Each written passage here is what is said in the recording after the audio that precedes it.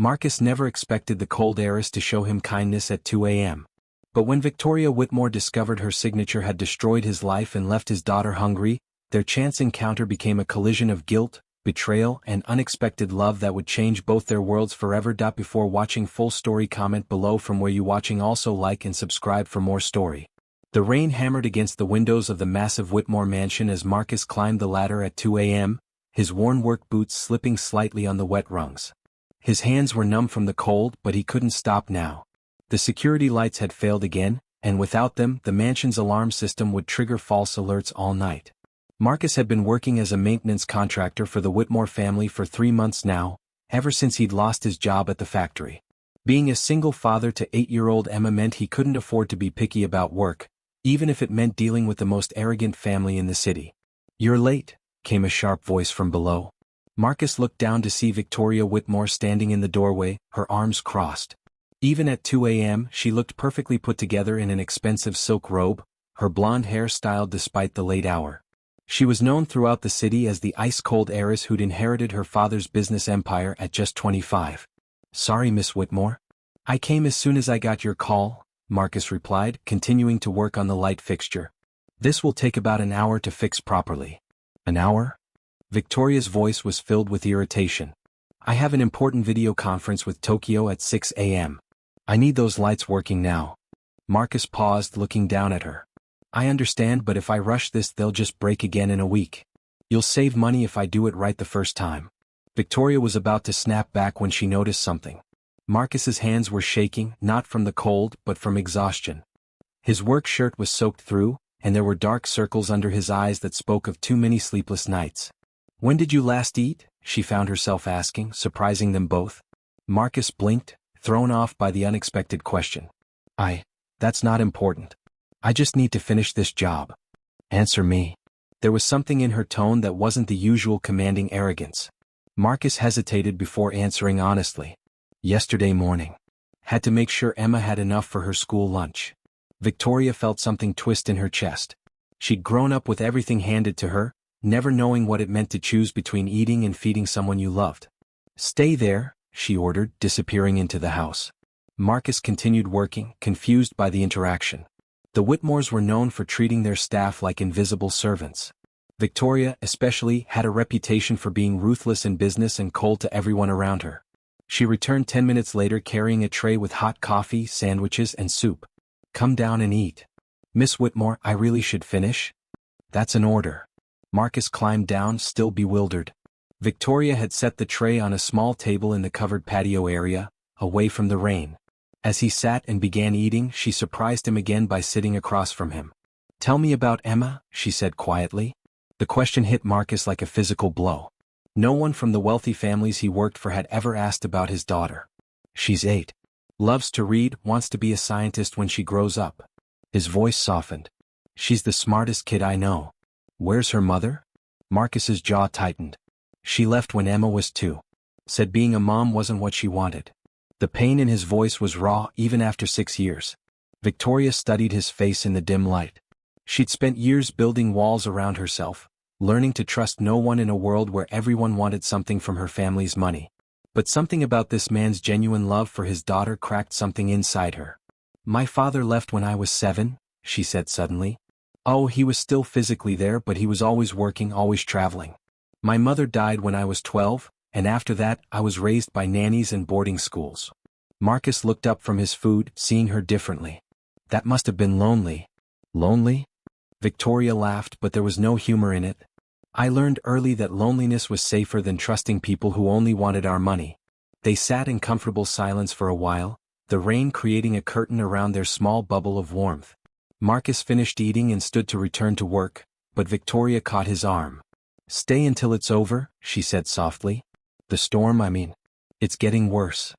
As if to emphasize her point, thunder crashed overhead, and the rain intensified.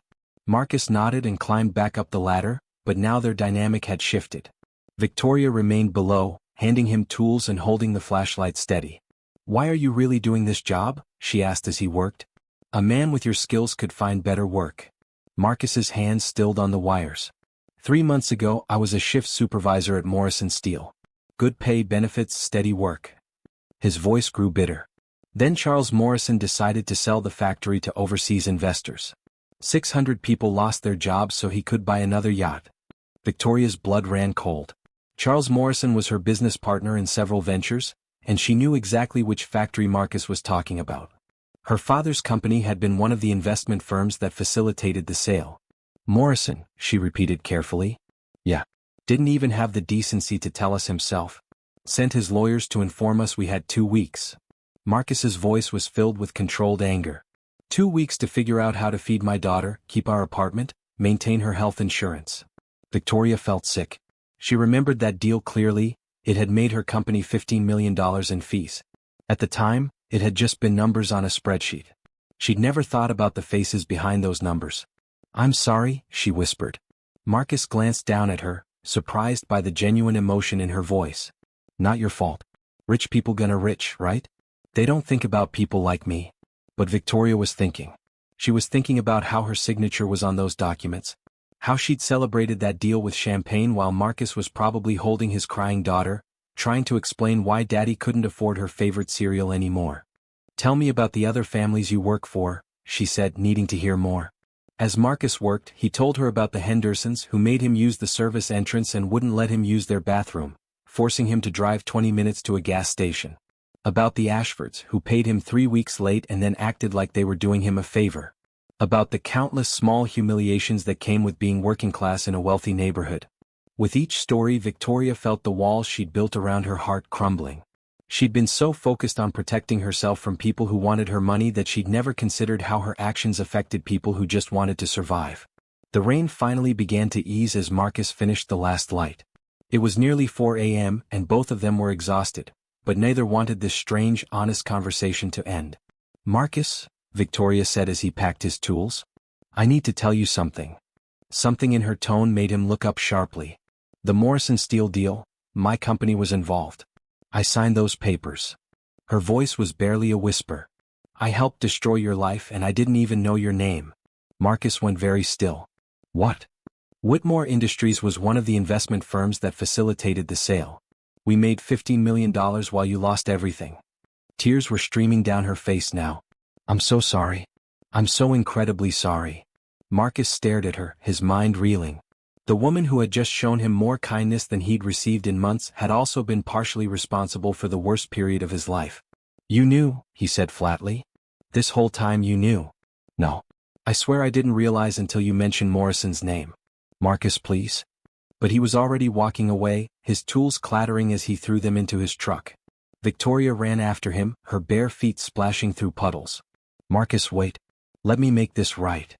He turned at his truck door, his face a mask of pain and betrayal. Make it right? You want to make it right? Give those 600 people their jobs back. Give me back the nights I didn't sleep, wondering how to keep my daughter fed. Give Emma back her sense of security. I can't change the past, but I can help now. I can. I don't want your guilt money, Marcus said coldly. Find someone else to fix your lights. He drove away, leaving Victoria standing in the rain, barefoot and broken. For the next week, Victoria couldn't focus on anything. She kept thinking about Marcus and Emma, about the look of betrayal in his eyes, about the 600 families whose lives she'd casually destroyed with her signature. She started investigating, using her resources to track down every person who'd lost their job in the Morrison deal. What she found horrified her. 3 families had lost their homes. Dozens had struggled with medical bills they couldn't pay. Children had changed schools, marriages had fallen apart, dreams had been abandoned. And Marcus had been working 3 part-time jobs, including cleaning offices at night after Emma went to sleep, just to keep them afloat. Victoria made a decision that would have shocked everyone who knew her. She liquidated several of her personal investments and created a fund for the Morrison Steel families. But that wasn't enough. She wanted to do something bigger, something that would honor the pain she'd caused. She spent 2 weeks planning, then made a call. Marcus was fixing a sink in another mansion when his phone rang. Marcus? This is James Patterson from Patterson Construction. I'm sorry, but I'm not looking for employment right now, Marcus said wearily. He'd been turned down by so many companies that he'd stopped hoping. Actually, sir, I'm calling to offer you a position. Plant supervisor for our new manufacturing facility. It's a union job with full benefits, and frankly, your experience at Morrison makes you exactly what we need. Marcus nearly dropped his wrench. What's the catch? No catch. We've been trying to contact you for a week. The position starts Monday if you're interested. The salary is, well, it's significantly more than what you were making at Morrison. After hanging up, Marcus sat in stunned silence.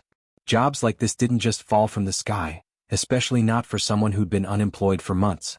That evening there was a knock at his apartment door. When he opened it, Victoria stood there, no longer looking like the polished heiress. She wore simple jeans and a sweater, her hair pulled back in a ponytail. "Before you close the door," she said quickly, "I need you to know that I didn't buy you that job. I convinced some friends to consider applicants from Morrison, but you got hired because of your qualifications." Marcus studied her face. "Why?" "Because I realized something that night. I've spent my whole life protecting myself from people who wanted to use me, but I became someone who used other people without even knowing it." She took a shaky breath. "I can't undo what I did, but I can try to do better." "What do you want from me, Victoria?" "Nothing," she said simply. "I don't want anything from you. I just wanted you to know that you were right to hate me, but I'm trying to change." She turned to leave, but Marcus called after her. "The job, thank you. Even if you say you didn't buy it, I know you opened the door." Victoria looked back with a sad smile. Emma deserves a father who doesn't have to choose between eating and keeping the lights on. Over the following months, Marcus heard stories about Victoria that seemed impossible. She'd restructured several business deals to protect workers' jobs. She'd started a foundation providing interest-free loans to families facing medical emergencies. She'd personally visited every family affected by the Morrison deal, not to offer money, but to apologize and ask how she could help. The wealthy circles she'd once moved in began to whisper that Victoria Whitmore had lost her mind. But Marcus began to see something else. He saw a woman discovering who she really was when she stopped hiding behind her money. 6 months after that rainy night, Marcus was leaving his new job when he saw Victoria's car in the parking lot. She was sitting inside, apparently waiting for him. He walked over and tapped on her window. When she rolled it down, he could see she'd been crying. "Bad day?" he asked gently. "Morrison died yesterday," she said. "Heart attack. And all I could think about was that night when you told me what he'd done to you, and I wondered if he ever lost a single night of sleep over it." Marcus walked around the car and got into the passenger seat. They sat in silence for a moment before he spoke. "You know what the difference is between you and him?" Victoria looked at him questioningly. "You changed." "He never would have." Marcus reached over and took her hand. "That night, when you asked me to stay until it was over, I think maybe you were the one who needed someone to stay." Victoria's tears came freely now. "I was so angry at the world for making me alone that I made myself into someone who deserved to be alone." "But you're not alone now," Marcus said softly. "And neither am I." Their friendship grew slowly, built on honesty and shared understanding of what it meant to lose everything and find yourself again. Victoria learned to laugh without calculating the advantage it might give her. Marcus learned to trust again, to believe that not everyone with money was looking to use their power against him. Emma adored Victoria, who treated her not as the daughter of the help, but as a brilliant little girl whose opinions mattered. Victoria, who had never known what it felt like to be needed rather than used, discovered the joy of reading bedtime stories and helping with science projects. 2 years later, on another rainy night, Victoria and Marcus sat on the same patio where they'd first really talked. Emma was asleep upstairs in the guest room she'd claimed as her own during their frequent visits. "Do you ever regret that night?" Victoria asked. "When I asked you to stay?" Marcus smiled, pulling her closer. "That was the night I learned that sometimes the best things come from the worst storms. And sometimes," Victoria added, "the people who seem the most different are exactly what each other needs." The rain fell gently around them, no longer a barrier but a reminder of the night that changed everything. The night a single father fixing lights at 2 a.m. met an heiress who learned that the most important thing she could fix was herself. In the end, they had both found what they'd been searching for without knowing it. A love built not on what they could give each other, but on who they became when they stopped hiding from the world and started healing it, one honest moment at a time.